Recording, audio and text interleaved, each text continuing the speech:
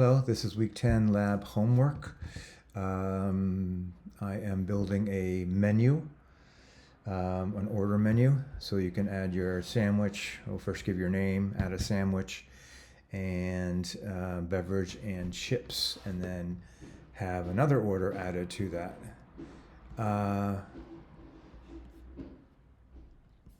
So what we're having here is, this is the HTML. Very simple. All I needed to do is, we'll take your order here. We have a button class, and here we have just the headers for the order list, because the existing row is going to go here. So I don't need to build that at this point. The JavaScript looks like this. So actually I'm using this one. So the function is to add a row. We have the row that would be built is a table row. These are the elements that are in the table row, and then the button at the end. So we have name, sandwich, beverage, and chips. This is going to be built in HTML. This is the row, this is the table data. And then this is going to be added to or appended at the end or to the bottom, basically. And then the function of the button, which is called here, to delete that row if needed. So if we go and look at what this does, and then I'll describe some problems I had with it. Here we go. So this is borrowed from week 3. I added another sandwich. I just wanted to continue with something that I built, and just, it's also an array.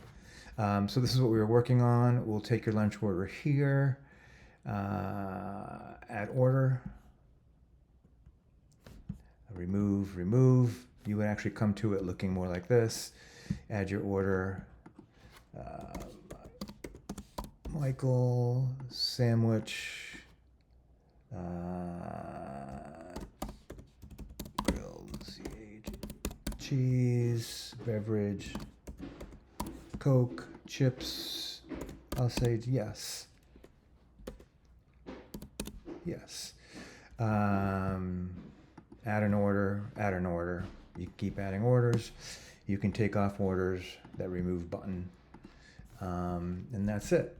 Let me go quickly through some problem areas. I am having a one-on-one.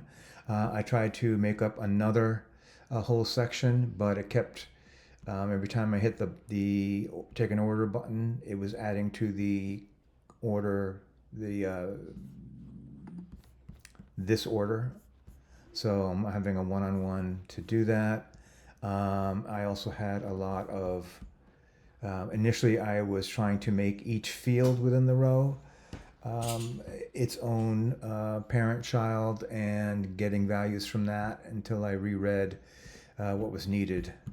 So I went and did a lot of work on that, and then I was having trouble, and then all I need to do is create a new row and have JavaScript do that. Okay, thank you very much.